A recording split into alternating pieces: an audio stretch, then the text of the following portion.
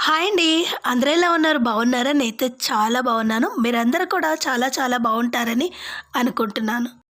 మొన్న అంటే ఒక 10 రోజుల క్రితం నేను కిచెన్ అంతా క్లీన్ చేసి సున్నం కొట్టేసాను కదా!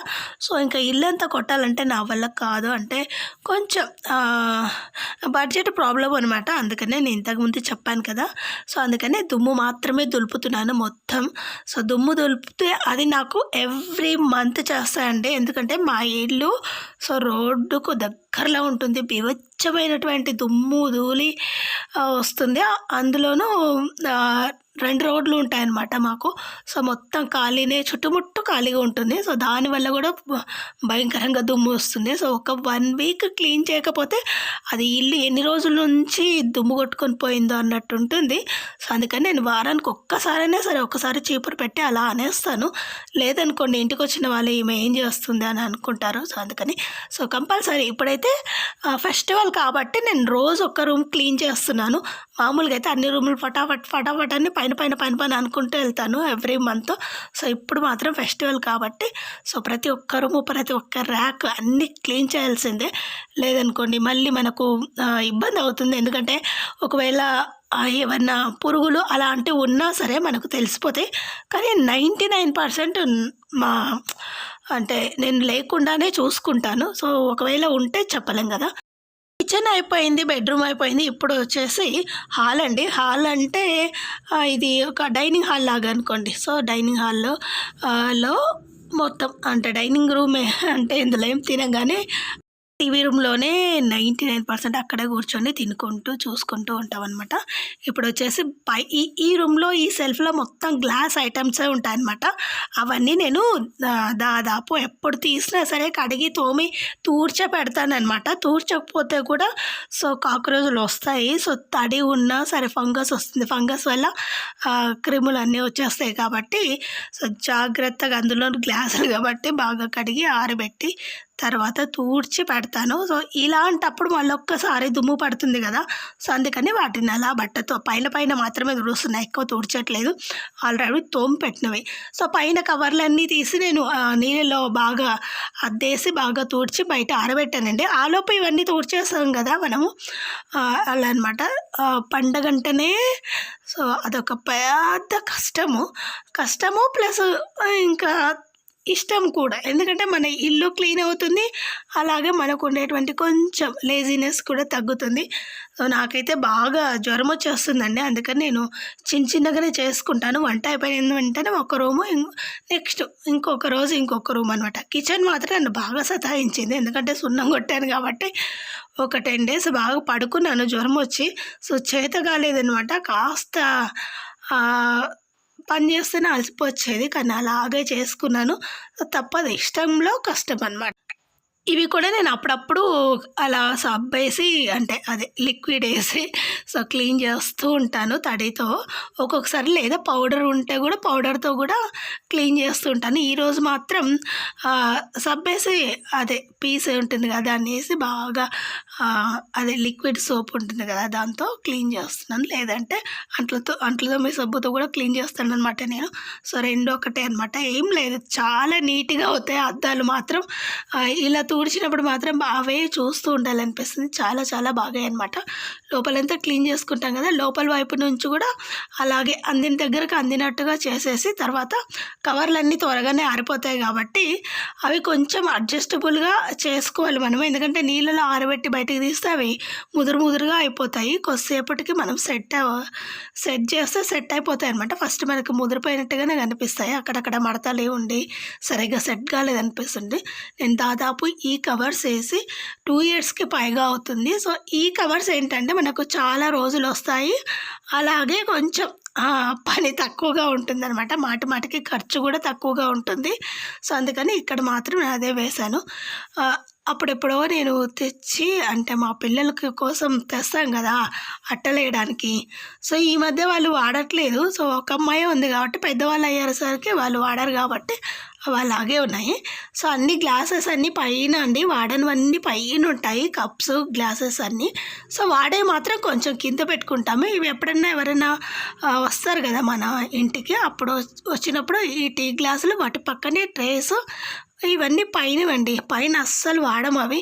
ఎప్పుడో ఒకసారి అలా బయటికి తీస్తాను గానీ, ఇంక మిగతా టైమ్స్‌లో దాదాపు అన్నీ స్టీల్‌వే.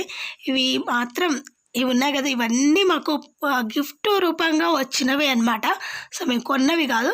ఈ టీ కప్స్ మాత్రమే డీమార్ట్‌లో వచ్చినవి. ఈ ముందున్నాయి గదా! చిన్న చిన్న ట్రేలు.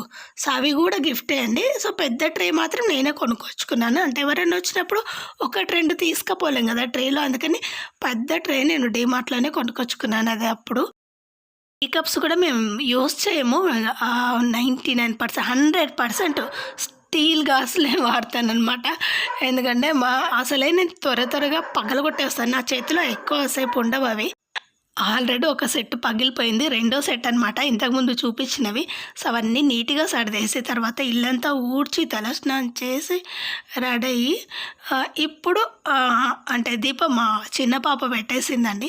సో, నా వల్ల కాలేదు. నాకు దుమ్ము కొడితేనే ఆ దుమ్మంతా పోయి ఒకలాగా తయారవుతాననమాట. అంటే స్ట్రెస్ ఉంటుంది కదా! దుమ్మంతా లోపల పోయేసరికి జ్వరం వచ్చినట్టుగా అవుతుంది. సో, ఒక్కొక్క రూమ్ అయినా సరే అలా అయిపోతాననమాట నేను. సో, అలాంటప్పుడు వంట చేసుకునే ఓపిక లేనప్పుడు సో, ఇంక వంట చేసుకునే ఓపిక లేదంటే ఇంక మనమే చేసుకోవాలి కాబట్టి అందుకని నేను ఈరోజు ఒకటే అంటే ఒక క్యారెట్ 4, 5 బీన్స్ సో, చిన్నగా కట్ చేశాను. ఎందుకంటే త్వరగా ఉడకాలని.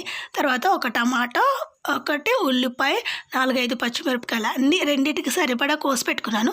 ఒక దాంట్లో ఉప్మాకి రెడీ చేసి పక్కన నీళ్ళు పోసి పెట్టానండి. తర్వాత ఇంకొక దాంట్లో ఫ్రైడ్ రైస్ చేస్తున్నాను అనమాట. అది కూడా మధ్యాహ్నం వండినటువంటి అన్నం మిగిలిందండి. సో, అది అలాగే ఏదైనా కర్రీ పెట్టుకొని తినమంటే తినరు. వేడివేడిగా ఉంటేనే తింటారనమాట. సో, ఇది తాలింపేసి కూరగాయలు వేసి అవి మగ్గిన తర్వాత ఉప్పేసి తర్వాత 2 గ్లాసుల నీళ్ళు పోసాను. ఒక గ్లాస్ రవ్వకు 2 గ్లాసులు అయితే సరిపోతుందండి. సో, అది పెద్ద రవ్వ లావు రవ్వ అయితే 3 గ్లాసులు కంపల్సరీ. సో, ఈ చిన్న రవ్వనే అంటే ఉప్మా రవ్వలో రకాలు చాలా ఉంటాయన్నమాట. అలాంటి వాటిలో ఇది చిన్న ఉప్మా రవ్వ. సో, నేనంతా చెప్పాను కదా! మధ్యాహ్నం మిగిలిన అన్నము కొంచెం ఇలా పొడిలాగా అనేసి తర్వాత మనం ఫ్రై చేసుకున్నాం కదా! కూరగాయలన్నీ తాలింపేసి దాంట్లో కూరగాయలన్నీ వేసి అవి కాస్త మగ్గిన తర్వాత ఉప్పేసి తర్వాత ఫైనల్‌గా రైస్ వేసిన తర్వాత కారం వేయాలండి. సో, ఈ ఫ్రైడ్ రైస్‌కి మాత్రం రైస్ పైనే కారం వేయాలి. అప్పుడే మనకు ఫ్రైడ్ రైస్ ఫీలింగ్ వస్తుందనమాట. నేను ఎలాంటి సాసులు వాడట్లేదు. సో, 100% వాడనండి. ఎప్పుడో ఒకసారి తెస్తాను. తెచ్చినా అది డేట్లు అయిపోతాయి. అందుకని తీసుకురావడం తక్కువ అనమాట. నేను ఇలాగే ఇంట్లో వాటితోనే ఫ్రైడ్ రైస్ చేస్తాను. అయినా కూడా పిల్లలకు బాగా నచ్చుతుందనమాట. సో, అందుకని పెట్టిచ్చేస్తున్నాను. సాసుల వల్ల అలాగే ఫ్రైడ్ రైస్ మసాలాల వల్ల చాలా హెల్త్ ప్రాబ్లమ్స్ వస్తున్నాయని చెప్తున్నారు.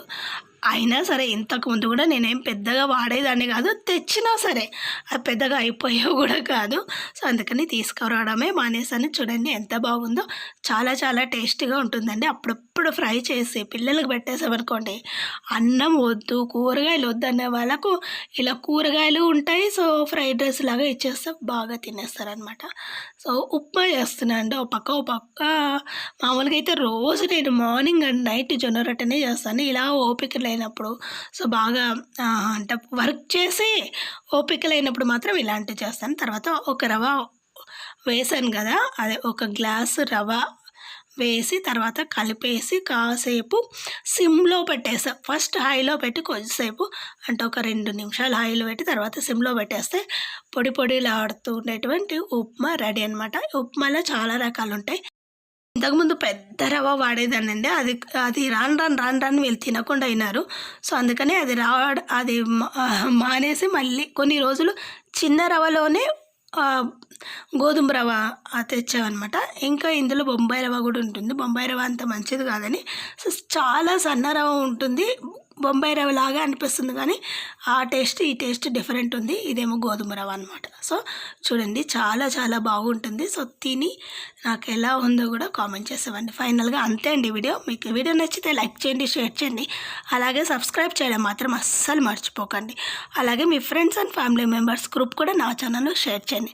ఎవరైనా తినని వాళ్ళు ఉంటే రండి, తిందాం రండి నాతో పాటు. నేనైతే ఉప్మా తింటున్నాను. సో, మన తోటలో పండినటువంటి టమాటాలతో చేసినటువంటి టమాటా చట్నీ కూడా సో, ఈ టమాటాలు అయిపోయేంత వరకు నేను రోజు టమాటా చట్నీ, టమాటా చారు, టమాటా పప్పు ఎందులో చూసినా మనకు టమాటానేగా. టమాటా చాలా కాస్ట్‌లీగా ఉందండి. 90 రూపీస్ అంట కిలో. సో, అక్కడక్కడ మీ దగ్గర ఎంత రేట్ ఉందో గూడా నాకు కింద కామెంట్ చేసి చెప్పండి. నాకు మాత్రం 2 రోజులకొకసారి దాదాపు హాఫ్ కిలో అన్నీ వస్తున్నాయి. సో, ఆ వీడియో కూడా నేను తొందరలో అప్‌లోడ్ చేస్తాను. అప్పటి వరకు వెయిట్ చేయండి. తప్పకుండా మీకు నచ్చితే లైక్ చేయండి, అలాగే షేర్ చేయండి, సబ్స్క్రైబ్. Thank you.